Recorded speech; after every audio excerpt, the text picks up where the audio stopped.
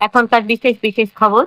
স্বামী বিবেকানন্দের ১৬২তম জন্মজয়ন্তী উপলক্ষে প্রধানমন্ত্রী নরেন্দ্র মোদী আজ মহারাষ্ট্রের নাসিকে জাতীয় যুব উৎসবের উদ্বোধন করেছেন। স্বামীজির জন্মজয়ন্তীতে রাষ্ট্রপতি ও প্রধানমন্ত্রীর শ্রদ্ধা দেশ জুড়ে যথাযোগ্য মর্যাদায় দিনটি পালন করা হয়। প্রধানমন্ত্রী নরেন্দ্র মোদী আজ মহারাষ্ট্রে ৩০,৫০০ কোটি টাকারও বেশি অর্থ ব্যয়ের একাধিক উন্নয়নমূলক প্রকল্পের উদ্বোধন ও শিলান্যাস করেছেন। ওড়িশার চাঁদিপুরে আজ নতুন প্রজন্মের আকাশ ক্ষেপণাস্ত্রের পরীক্ষামূলক উৎক্ষেপণ সফল হয়েছে।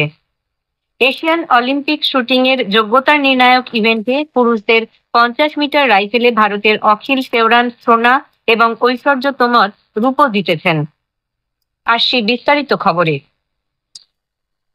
স্বামী বিবেকানন্দের ১৬২তম জন্মজয়ন্তীতে প্রধানমন্ত্রী নরেন্দ্র মোদী আজ মহারাষ্ট্রের নাসিকে জাতীয় যুব উৎসবের উদ্বোধন করেছেন। ২৭তম যুব দিবসের অনুষ্ঠানে প্রধানমন্ত্রী তাঁর ভাষণে বলেন, ব্রিটিশ শাসনকালে স্বামীজি দেশের মানুষের মধ্যে এক নতুন শক্তি জাগরিত করেন। তিনি বলেন, স্বামী বিবেকানন্দ এবং শ্রী অরবিন্দের মতো মনীষীরা যুব সম্প্রদায়ই ভারতের ভবিষ্যৎ বলে সবার সামনে তুলে ধরেন। শ্রী মোদী বলেন, ভারতের যুব সম্প্রদায়ই যোগা ও আয়ুর্বেদের ব্র্যান্ড অ্যাম্বাসাডার বা দূত হয়ে উঠেছে। দেশের যুব শক্তির কল্যাণেই ভারত আজ বিশ্বের মধ্যে 5টি শীর্ষস্থানীয় অর্থনীতির দেশের অন্যতম হয়ে উঠতে পেরেছে। मेरा ये सौभाग्य है कि 11 दिन के अपने अनुष्ठान का प्रारंभ मैं नासिक धाम पंचवटी से करना चाहता हूँ। पंचवटी वो पावन धरा है जहाँ प्रभु श्री राम ने काफी समय बिताया और आज मेरे लिए एक सुखद संयोग ये भी है कि आज स्वामी विवेकानंद जी की जन्म जयंती। ये स्वामी विवेकानंद जी तो थे जिन्होंने हजारों वर्षों से अक्षरांति भारत की आत्मा को जब जोड़ा। आज वही आत्मविश्वास भव्य राम मंदिर के रूप में हमारी पहचान बनकर सबके सामने थे। রাষ্ট্রপতি দ্রৌপদী মুর্মু এবং প্রধানমন্ত্রী নরেন্দ্র মোদী স্বামী বিবেকানন্দের জন্মজয়ন্তীতে ভারতের আধ্যাত্মিক আন্দোলনের পুরোধার প্রতি শ্রদ্ধার্ঘ্য নিবেদন করেছেন। এই উপলক্ষে আজ জাতীয় যুব দিবস উদযাপন করা হচ্ছে।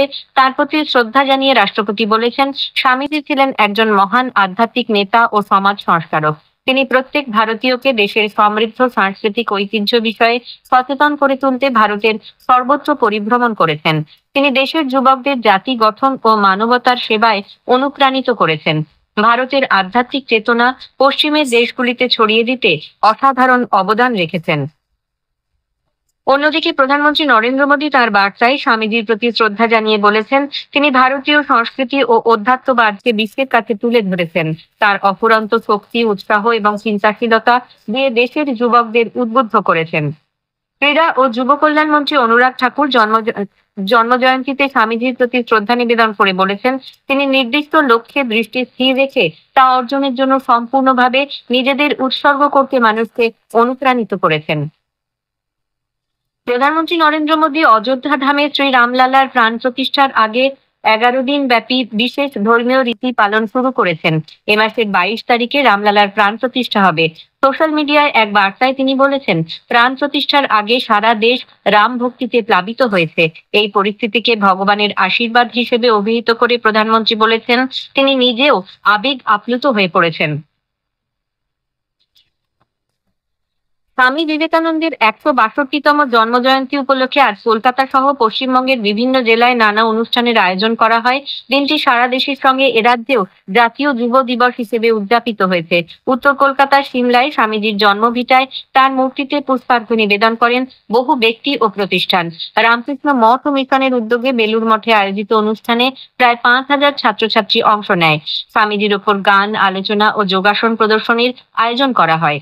রাজ্যের প্রায় সর্বত্র এদিন সকালে স্বামীজির প্রতিকৃতি নিয়ে শোভাযাত্রার আয়োজন করা হয়। প্রধানমন্ত্রী নরেন্দ্র মোদী আজ মহারাষ্ট্রে ৩০,৫০০ কোটি টাকারও বেশি অর্থের একাধিক উন্নয়নমূলক প্রকল্পের উদ্বোধন ও শিলান্যাস করেছেন। তিনি অটল বিহারী বাজপেয়ী সেওয়ারি নাহাভা সেবা অটল সেতুর উদ্বোধন করেন।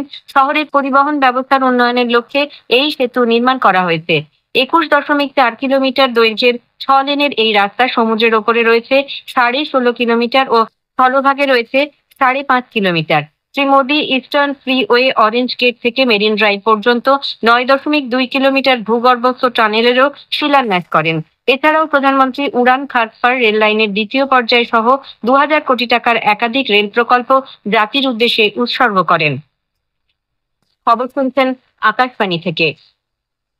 নতুন প্রজন্মের আকাশ ক্ষেপণাস্ত্রের পরীক্ষামূলক উৎক্ষেপণ আজ ওড়িশার চাঁদিপুরে সফল হয়েছে। প্রতিরক্ষা গবেষণা ও উন্নয়ন সংস্থা ডিআরডিও এই উৎক্ষেপণ চালিয়েছে। কম উচ্চতায় সমুদ্রের ওপর একটি দ্রুতগতির লক্ষ্যবস্তুকে ক্ষেপণাস্ত্রটি সফলভাবে আঘাত হানে এবং ধ্বংস করে দেয়। এই ক্ষেপণাস্ত্রে দেশজ প্রযুক্তিতে নির্মিত রেডিও ফ্রিকোয়েন্সি যন্ত্র, উৎক্ষেপক, বহু উদ্দেশ্য সাধক, র্যাডার এবং কম্যাট ব্যবস্থা রয়েছে। নতুন প্রজন্মের এই অত্যাধুনিক ক্ষেপণাস্ত্রের মাধ্যমে আকাশে দ্রুতগতিতে উড়ন্ত লক্ষ্যবস্তুকে ধ্বংস করা সম্ভব হবে। প্রতিরক্ষা মন্ত্রী রাজনাথ সিং ক্ষেপণাস্ত্রটির সফল উৎক্ষেপণের জন্য ডিআরডিও, বায়ুসেনা এবং রাষ্ট্রায়ত্ত প্রতিরক্ষা সংস্থাগুলিকে অভিনন্দন জানিয়েছেন। গ্রাহক মূল্য সূচকের ভিত্তিতে খুচরো মুদ্রাস্ফীতি 2023-এর ডিসেম্বর মাসে 5.69% বৃদ্ধি পেয়েছে। জাতীয় পরিসংখ্যান দপ্তর এনএসও সূত্রে আজ প্রকাশিত তথ্য থেকে এ খবর জানা গেছে। খাদ্যপণ্যের মূল্যবৃদ্ধিজনিত কারণেই মুদ্রাস্ফীতি কিছুটা বেড়েছে। তবে পরপর 4 মাস এই মুদ্রাস্ফীতির হার ভারতীয় রিজার্ভ ব্যাংকের লক্ষ্যমাত্রার মধ্যেই ধরে রাখা সম্ভব হয়েছে। কেন্দ্রীয় ব্যাংকের পক্ষ থেকে খুচরো মুদ্রাস্ফীতির হার 4% মধ্যে রাখার কথা বলা হয়েছে। তবে এর ওপর 2% পর্যন্ত কম বা বেশি হার কেন্দ্রীয় ব্যাংক অনুমোদন করেছে। 2023-এর নভেম্বরে এই হার ছিল 5.55%। এনএসও সূত্রে আরো জানা গেছে যে ডিসেম্বর মাসে খাদ্যপণ্যের খুচরো মুদ্রাস্ফীতি আগের মাসের 8.7% থেকে বেড়ে 9.53% হয়েছে।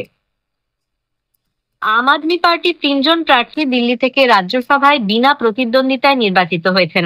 এরা হলেন সঞ্জয় সিং, স্বাতি মালিওয়াল এবং এন.ডি. গুপ্তা। অন্যদিকে সিকিমের একমাত্র আসন থেকে বিজেপির দর্জি শেরিং লেপচাও রাজ্যসভায় বিনা প্রতিদ্বন্দ্বিতায় জিতেছেন। উল্লেখ্য, 2024 সালে 68 জন রাজ্যসভার সাংসদের কার্যকালের মেয়াদ শেষ হবে। এর মধ্যে 9 জন কেন্দ্রীয় মন্ত্রীও রয়েছেন। কেন্দ্রীয় আবাসন ও পুর দপ্তরের মন্ত্রী হরদীপ সিং পুরী বলেছেন, প্রধানমন্ত্রী আবাস যোজনা দেশের মানুষের জীবন বদলে দিয়েছে।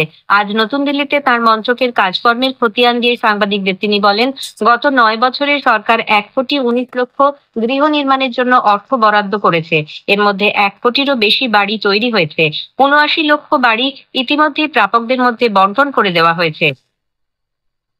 মন্ত্রী পিএম স্বনিধি প্রকল্পের প্রসঙ্গে বলেন, এই প্রকল্পে 2024-এই 59 লক্ষ টাকার ঋণ প্রদান করা হয়েছে। মানুষকে স্বনির্ভর করে তুলতে কোভিড মহামারীর সময়ে এই প্রকল্পটির সূচনা হয়েছিল। ভারত ও জাপানের উপকূলরক্ষী বাহিনীর যৌথ মহড়া আজ চেন্নাইয়ে শেষ হয়েছে। 5 দিনের এই মহড়ায় সামুদ্রিক দূষণ প্রতিরোধ, মাদক ও অন্যান্য বিপজ্জনক বস্তুর চোরাচালান রুখতে কিভাবে কাজ করা যায় সে বিষয়ে যৌথ প্রশিক্ষণ অনুষ্ঠিত হয়। ভারতের উপকূলরক্ষী বাহিনীর সৌনক, শৌর্য, সুজয় এবং অ্যানি বেসান্ত সহ বেশ কয়েকটি জাহাজ এই নৌ মহড়ায় অংশ নেয়। অন্যদিকে জাপানের ইয়াসিমা ও সমুদ্র পাহারাদার নামে 2টি জাহাজ এই মহড়ায় অংশগ্রহণ করে।